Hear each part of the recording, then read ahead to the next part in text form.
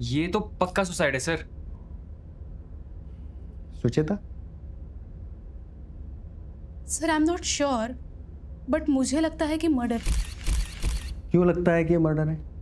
मतलब आप देखिए कि विक्टिम के फ्रेंड्स और फैमिली की माने तो वो एक हैप्पी गो लकी इंसान थी, अपने जॉब से खुश भी थी, तो वो सुसाइड क्यों करेगी सर? नहीं सर, केस फाइल से तो ये सुसाइड ही लग रहा है। इन दोनों पॉसिबिलिटीज पर काफी इन्वेस्टिगेशन हुई। इनफैक्ट इस केस को और कई एंगल से देखा गया। जैसे सर?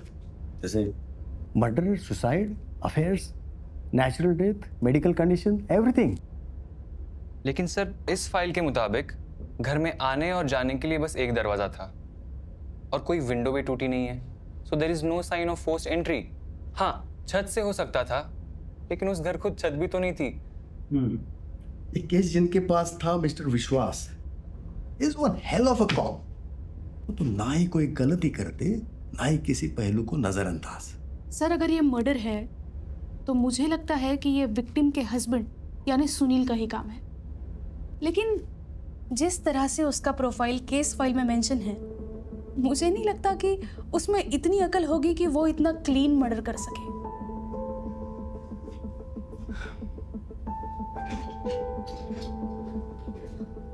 12 साल हो गए इस केस को, लेकिन अब तक अनसॉल्व। मेरा एक्सपीरियंस कहता है कि ये एक मर्डर है।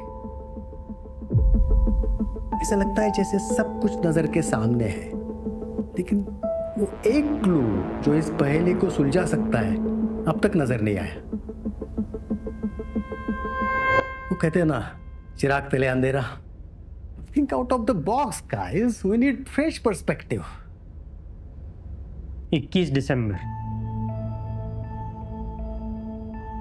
दिसंबर में जवाब छुपा हुआ है। ओए राकेश, अपना काम कर। ये शेरलॉक कैप पहन के क्या खुद को शेरलॉक होम्स समझने लगा? शायद। और तुझे क्या पता इस केस के बारे में? माफ कीजिए सर, वो मैं सफाई करते वक्त ये फाइल पढ़ ली थी। उससे पूछे बगैर? Sorry sir. ऐसे फाइल को हाथ नहीं लगाना कभी। वैसे भी सर इस डेट का इस केस से कोई लेना देना नहीं है। पोस्टमार्टम के हिसाब से विक्टिम की मौत 22 की सुबह को हुई थी, है ना? सोचिए 21 दिसंबर को क्या होता है। तुझमें थोड़ी अकल है, तेरा काम तो अच्छे से करता है इसलिए टॉलरेट कर रहा हूं। एक काम से काम रख। Ignore him. सबसे लंबी रात, साल की सबसे लंबी रात 21 दिसंबर को होती है। सबसे लंबी और अंधेरी रात, इतनी अंधेरी कि लोग एक दूसरे को ठीक से देख भी नहीं सकते। और ऐसी रात में बहुत कुछ हो सकता है। तो मिस्टर शेरलॉक, आपकी कहानी में अब भूत या चुड़ैल कब आ रहे हैं?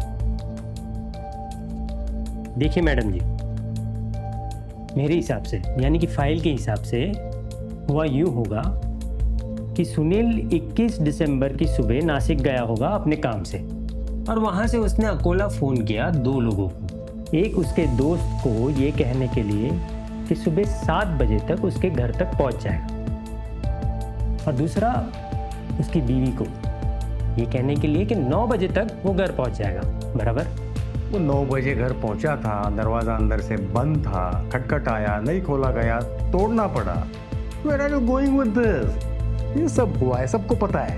और अंदर विक्टिम जैसे आराम से सोई हुई, ना शरीर पर कोई निशान और ना ही हाउस ब्रेकिंग के कोई सबूत। और एक इंपॉर्टेंट बात सर, टॉक्सिकोलॉजी रिपोर्ट इनकंक्लूसिव है। लेकिन पोस्टमार्टम रिपोर्ट की माने तो मौत की वजह कार्डियक अरेस्ट है। That doesn't prove the point कि उसने सुसाइड की है। जहर तो कोई भी दे सकता है। अगर जहर है तो जहर की बोतल भी तो होगी। वो कहाँ है? हवा में गायब थोड़ी होगी वो। रिमान जहर की बोतल तो कोई भी उठा लेगा। उठा लेगा, बराबर, लेकिन ये साबित कैसे करोगी? हाँ, और कोई सुराग नहीं, दरवाजा, खिड़की, चिट्ठी वगैरह वगैरह। बाकी तुझे क्या लगता है जिन ऑफिसर्स ने इस केस पर काम किया, कैसे किया होगा? इन सारी चीजों के बारे में सोचा नहीं होगा?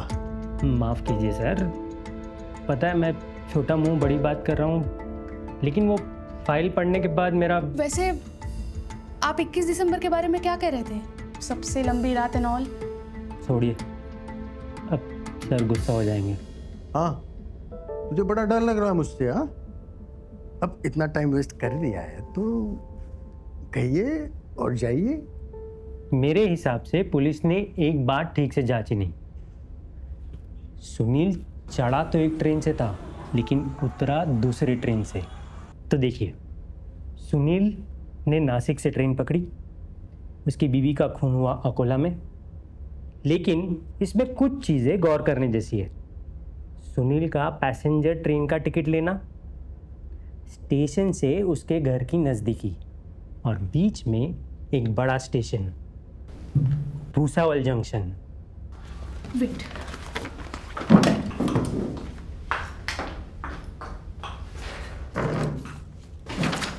हाँ, तो ये है नासिक और ये है अकोला और ये रहा भूसावल।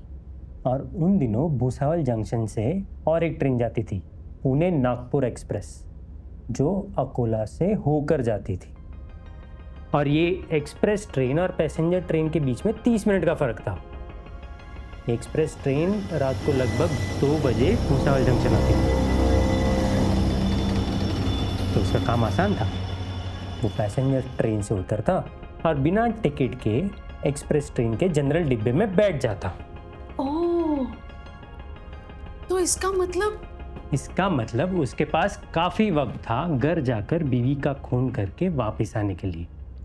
और उसका घर स्टेशन से काफ़ी नज़दीक था, 5 मिनट की दूरी पर।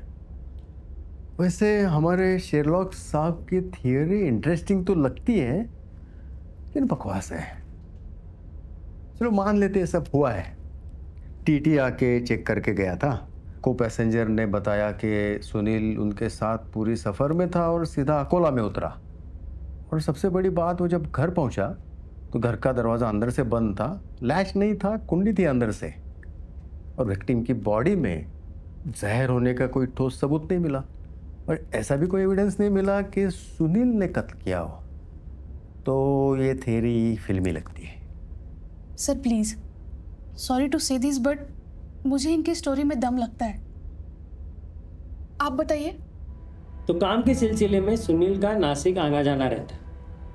21 दिसंबर की रात, यानी कि हादसे के सुबह से 12 घंटे पहले, वो नासिक से अकोला के लिए ट्रेन पकड़ता है। उससे पहले वो 2 लोगों को फ़ोन करता है, अपने दोस्त को और बीवी को। राइट। अपने दोस्त को वो सही वक्त बताता है, सुबह 7 बजे का, लेकिन अपनी बीवी को 9 बजे नहीं, सुबह 5 बजे का वक्त बताता है। तो वो नासिक से पैसेंजर ट्रेन में बैठता है, और क्योंकि उस रूट पर वो हमेशा ट्रैवल करता है तो उसको ट्रेन के टाइमिंग्स और ट्रेन का रूट बहुत ही अच्छे से पता होगा। उसकी उम्मीद के मुताबिक भूसावल जंक्शन से पहले टीटी आके टिकट चेक करता है। वो अपने को पैसेंजर्स के साथ बहुत हंसी मजाक से बात करता है, खाना शेयर करता है, यानी कि एलिबाइज क्रिएट करते हैं। बिल्कुल सही। तो रात के करीब 2 बजे वो चुपके से उठता है, यहाँ वहाँ देखता है और बाथरूम की तरफ जाता है। किसी का कुछ खास ध्यान नहीं है उस पर। और उस कड़ाके की सर्दी में, गहरी रात में वो भूसावल स्टेशन पर उतरता। तो करीब आधा घंटा इंतज़ार करके वो पुणे से आने वाली एक्सप्रेस ट्रेन के जनरल डिब्बे में बैठ जाता है। और वो सुबह 5 बजे तक अकोला पहुंच जाता है,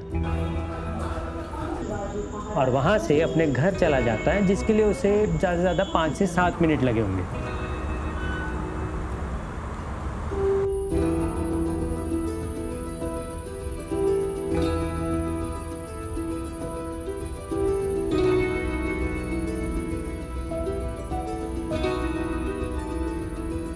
उसकी बीवी आधी नींद में दरवाज़ा खोलती है और वो अंदर जाके कहता है, ये देखो एसिडिटी की नई दवाई,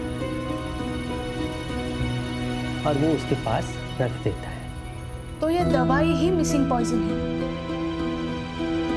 कुछ देर तक रुकने के बाद वो अपनी बीवी के सामने कुछ बहाना बनाकर अपने दोस्त के घर चला जाता है और उसकी बीवी अंदर से दरवाजा बंद करके वापस से सोने चले जाती है। मानना पड़ेगा सर, क्या प्लान बनाया उसने? Hypothetically. Yes, of course, hypothetically.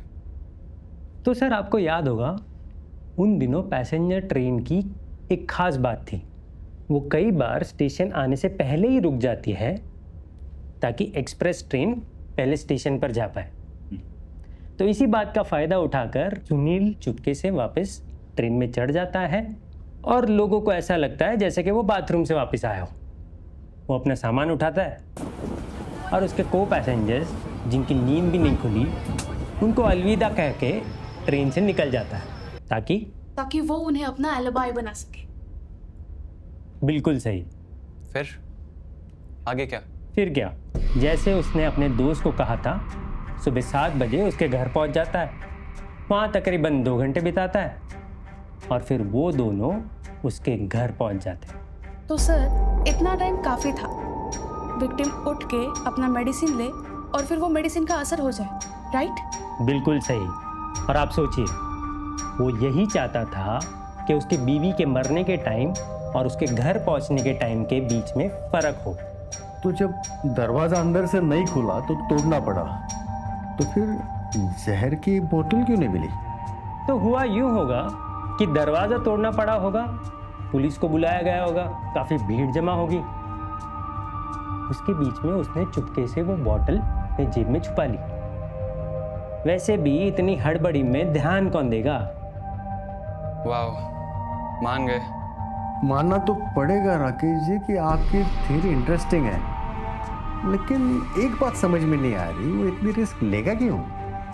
TT अगर भुसावल के पहले नहीं आता, या फिर स्टेशन पे उसे कोई देख लेता, या फिर पहली बार जब घर जाता है तब, या फिर निकलते समय कोई देख लेता, काफी चीजें होना पॉसिबल था। तो वो अपना प्लान कैंसिल कर देता।